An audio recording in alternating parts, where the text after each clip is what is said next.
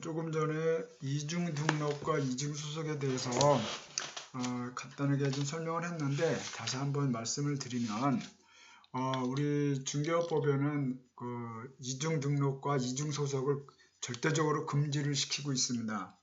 그걸 여러분이 명심하시고 이중 등록의 유형이 이렇게 동일한 지역 내 이중 등록, 지역을 달리하는 경우에 이중 등록, 업체와 정보를 달리하는 이중 등록, 부칙 6조의 개업공인중개사나 개인인 개업공인중개사가 중개법인의 대표 또는 분사무소의 책임자를 겸하는 것도 이중 등록에 이제 해당이 되는 모습으로 되어 있습니다.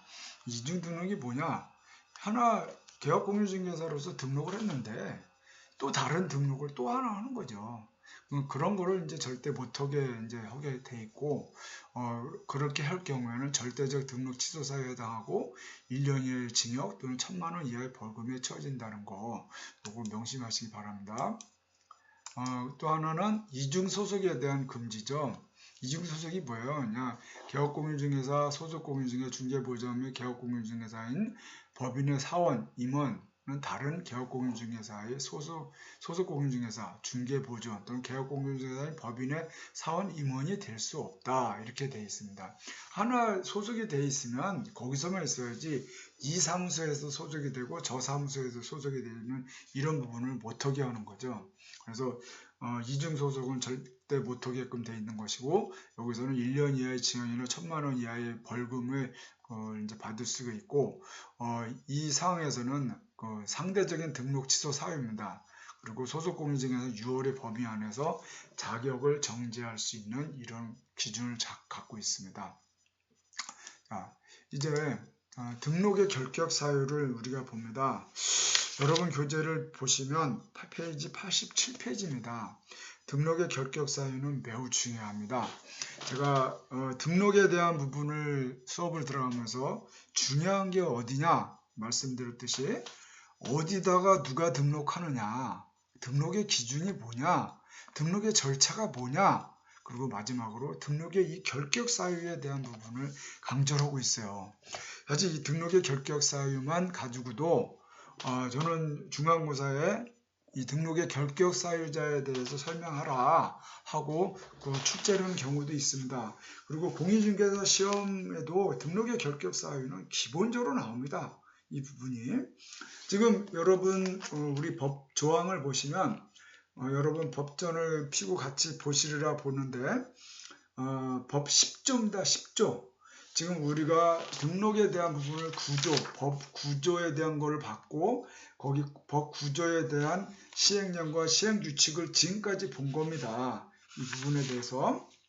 그리고 이제 10조를 보는 겁니다. 등록의 결격 사유에 대해서 10조에 보면 10조 1항 다음 각호의 어느 하나에 해당하는 자는 중개사무소에서 개설 등록을 할 수 없다 해서 1호부터 12호까지가 있는데, 일단 이 부분에 대해서 한번 전체적으로 보겠습니다. 10조 1항에 이제 등록의 결격 사유에 해당하는 자는 중개사무소에서 개설 등록을 할 수 없다고 명시가 돼 있고, 등록의 결격 사유에 해당하는 자는 소속공인중개사 또는 중개보조원도 될 수 없다고 10조 2항에 명시되어 있습니다. 이러한 결격 사유에 대한 규정은 공인중개사법의 목적이 있죠. 이 법의 목적에 보면 전문성을 제고하고 건전성을 육성하고 그로 인해서 국민경제에 이바지하는 게 목적인데, 이런 부분에 대해서 최우선적이고 중추적인 역할을 할 수 있는 규정으로 명시되어 있습니다.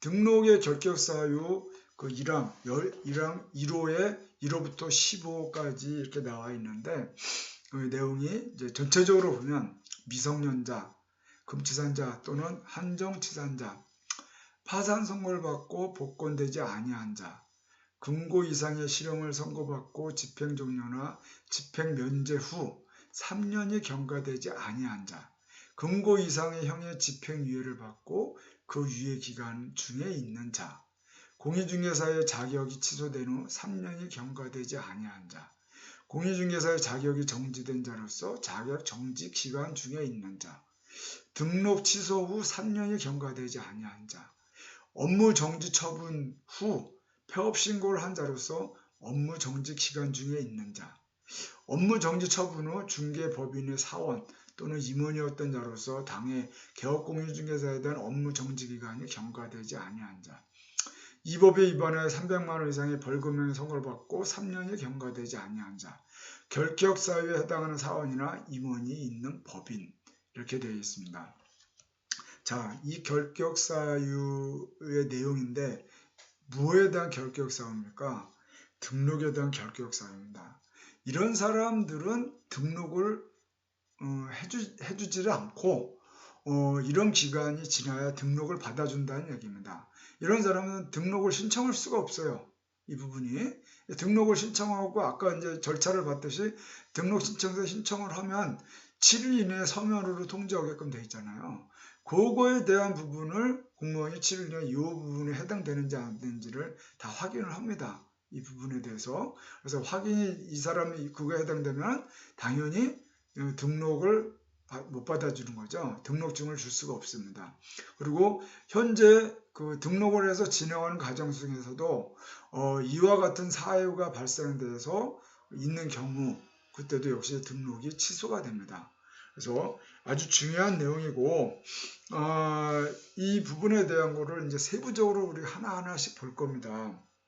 그래서 이제 이 12가지인데 물론 제 얘기를 이제 다 들으시고 이제 다 여러분이 충분히 이해를 하시고 설명을 하셔야 되는 거지만 이 12가지는 죄송하지만 모두가 암기를 하셔야 됩니다. 요거는 아주 중요한 부분이라 등록의 결격 사유자 이 내용이 뭐냐 그래서 12가지는 무조건 다 암기를 하셔야 합니다. 이거는 아까도 말씀드렸듯이 저도 중간고사에 이 시험 문제를 내고 그래서 등록의 결격 사유자에 대해서 설명하라. 그럼 뭐 이제 제가 말씀드렸듯이 12가지만 딱 쓰시면 만약에 50점 만점에 12가지 다 쓰면 25점 받습니다. 이제부터 수업하는 걸 잘 들으시고 미성년자면 미성년자가 뭔지 여기 이제 여러분 교재 87페이지서부터 91페이지까지 나와 있는 이 내용에 대한 거를 여러분이 이해한 만큼을 설명을 해서 이 시험 문제를 내면 쓰셔야 됩니다. 너무 중요하기 때문에 저도 시험 문제 내면 이거 50점짜리를 냅니다.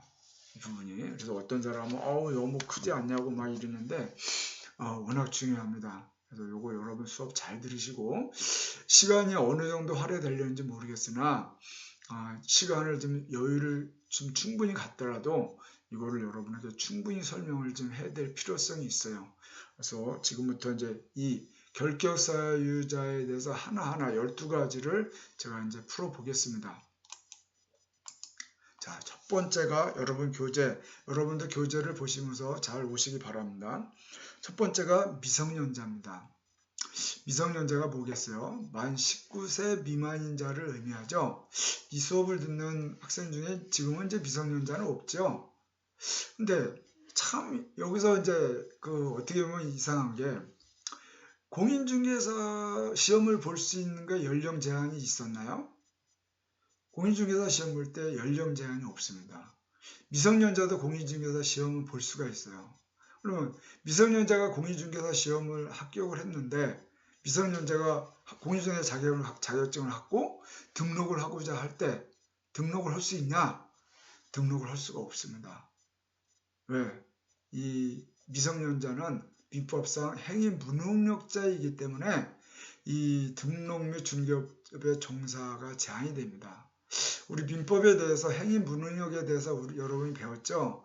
의사 무능력, 행위 무능력, 권리 무능력 이 부분에도 배웠는데 시간이 좀 짧아서 제가 뭐 여기서 행위 무능력자에 대한 설명을 보완 설명하기는 좀 어려울 것 같고 미성년자가 행위 무능력자라는 것 정도는 기본적으로 알고 계시리라 봅니다. 이런 행위 무능력자가 이 커다란 이 재산을 다루는 부분에 대해서 이걸 하고 이 중개 역할을 한다는 것은 시험은 보고 합격은 하게 해줄 수는 있지만 그 사람 미성년자가 이게 1, 2억 보통 서울 같은 경우는 보통 얼마입니까? 한 30억, 40억 막 이런 부분에 대한 재산을 거래하는데 미성년자가 여기에 대해서 그걸 관여를 하는 거는 신뢰도도 물론 있지만 행위무능력자다 보니까 이 재산상에 있어서 좀 어려움이 있지 않냐. 그리고 중대한 이 재산권을 다루는 데 있어서 이 부분은 미성년자는 안 된다 하는 부분으로 이 기준을 두고 있는 것입니다.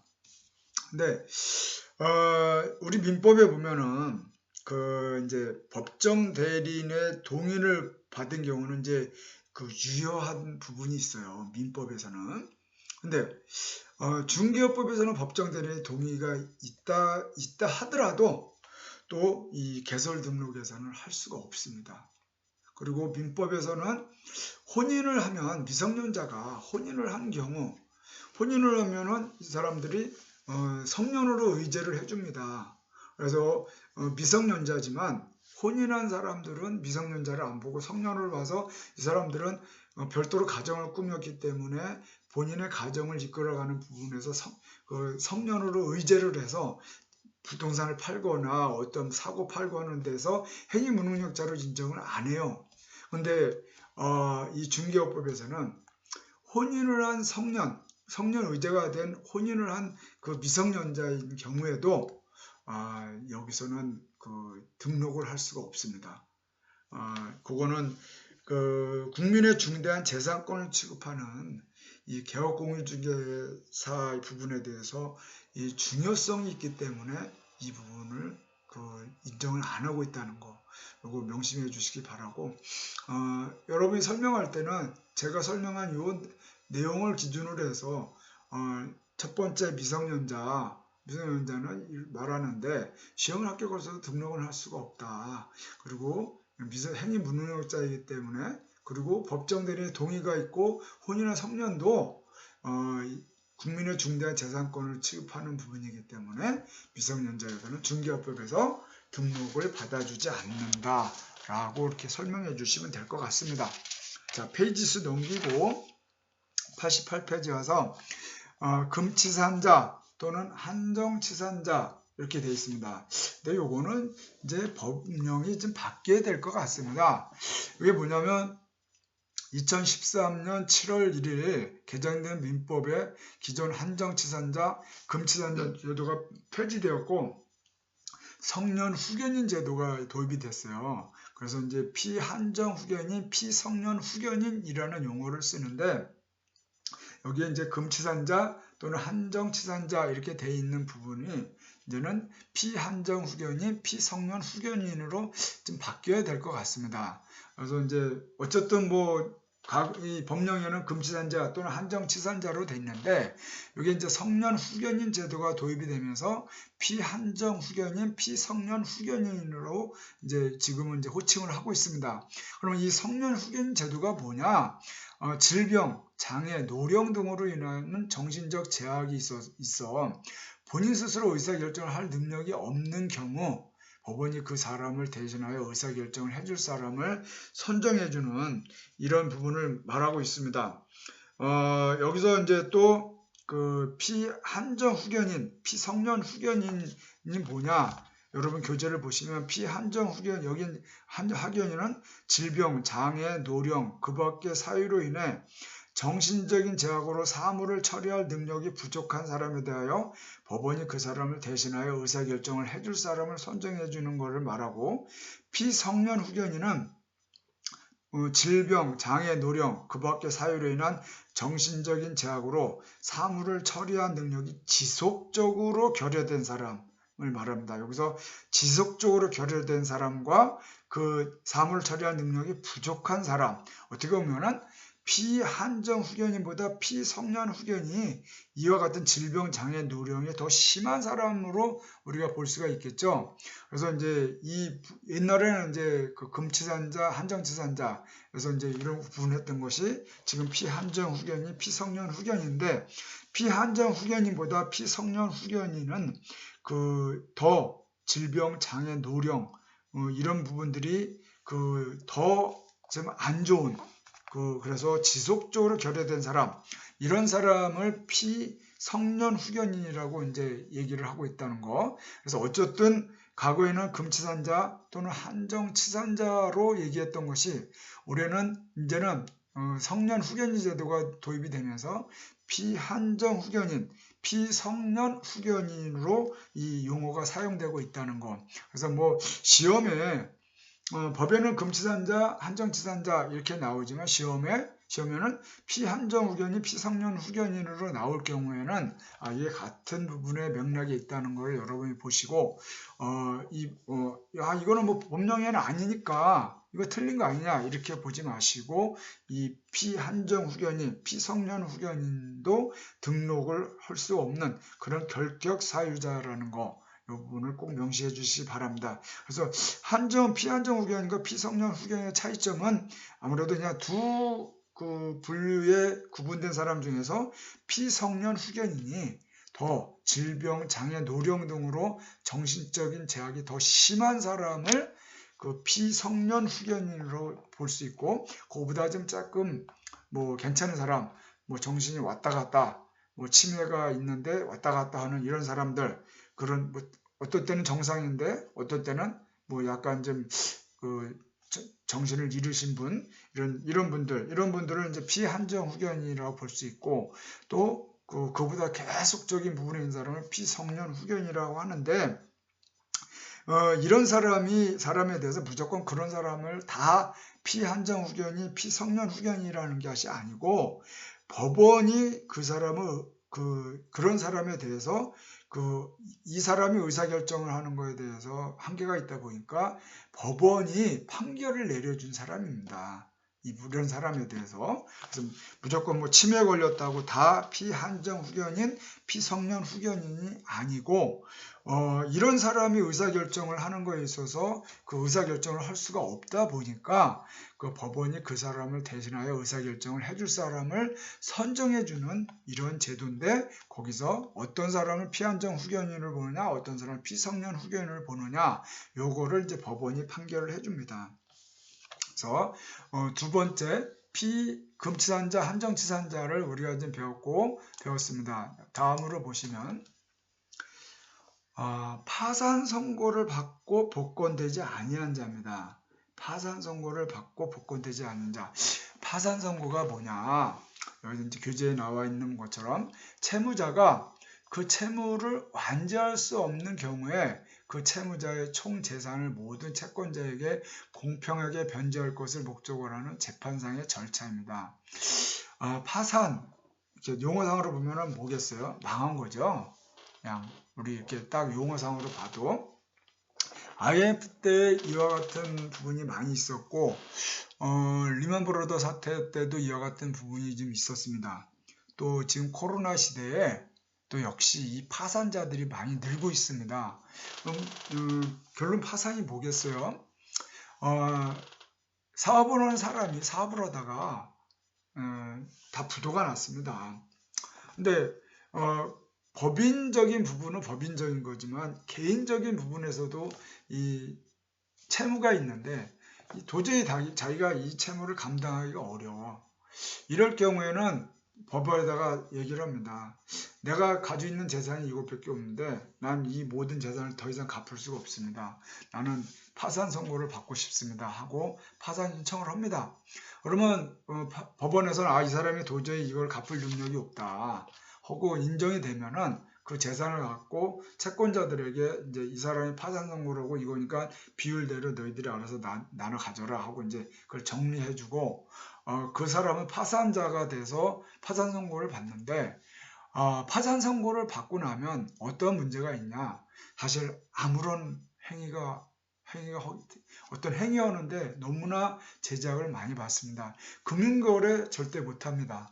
그리고 정상적으로 어떤 이 생활 자체가 상당히 어렵습니다. 사회 활동하는 데 있어서 이 파산을 선고를 받은 사람이 어떤 이 정상적인 사회 활동은 거의 불가능합니다. 그래서 도저히 이 파산을 신청하는 사람의 그 마음도 이해하지만 파산 신청 한번 하고 나면은 다시 복권하기가 정말 어렵습니다. 그래서 어떤 사람은 파산 신청해서 그 모든 빚을 탕감받고 몇 년 있다가 다시 파산을 복권을 신청을 합니다. 그러면 이제 반대 입장에서 보면은 아이 저 사람 결론적으로 부채를 탕감받으려고 저렇게 하고 몇 년 쉬었다가 이제 다시 또 활동한다고 파산 복권을 하면은 그걸 안 받아줍니다. 법원에서. 그래서 파산에 대해서는 상당히 어려운 부분인데 이런 재정적으로 돈이 없고 뭐 여러 가지 부분이다 보니까 일단 금융거래는 절대 못하고 업무적인 부분도 절대 못합니다. 이 사람이 할 수 있는 게 정말 너무 없어요. 그래서 파산에 대해서는 신중하게 선택을 해야 되고, 제가 아시는 한 분이 파산 신청을 하신 분이 있습니다. 그때 IMF 때 파산 신청을 하셨는데 아직도 파산 신청을 하신 분이 복권이 못 되고 있고, 지금 거의 뭐 아무것도 못하면서 그냥 이 농촌에 와서 그냥 농사만 짓는데 농사를 져도 그냥 자기 먹고 사는 수준에서만 하지 그 이상을 진행을 못 하시더라고요. 옆에서 보면 참 마음이 안타까운데 뭐 파산 신청한 사람이면 오죽하면서 파산 신청을 하겠습니까만은 어쨌든 이 파산이라는 부분은 정말 어려운 그리고 무서운 것입니다. 지금 코로나로 인해서 파산자가 많이 늘어납니다. 왜? 지금 이 소상공인들 대상으로 너무 어려운 부분이 많이 있습니다. 그러다 보니까 부채가 너무 커지고 도저히 감당이 안 되니까 막 파산 신청을 하려고 하는 사람들이 있는데 그 파산 신청은 정말 생각을 잘 하셔야 되고 자기가 끝까지 한번 최선을 다해서 살면서 갚을 수 있는 부분으로 서로 협의해서 해야지 이 파산자라고 한번 호칭을 받으면 정말 생활 자체가 어렵습니다. 그래서 이제 여기 교재도 보시면 채권자 또는 채무자의 파산 신청에 의해 법원으로부터 파산 선고를 받은 자를 이제 파산자를 하고, 파산자는 파산재단에 속하는 재산의 관리 및 처분 권한을 상실하며 일정한 거주지 제한 등을 받게 됩니다. 그리고 파산자는 법원으로부터 복권 판결을 받기 전까지는 등록 및 중개업을 할 수가 없습니다. 그건 당연한 거겠죠. 뭐 파산자가 이 중대한 재산을 다루는 이 업무를 한다는 거는 말이 안 되고, 파산을 받기 전에는 부채가 있어도 그 사람들이 뭐 일반 사람들이 저 사람이 빚이 많은지 없는지 모르잖아요.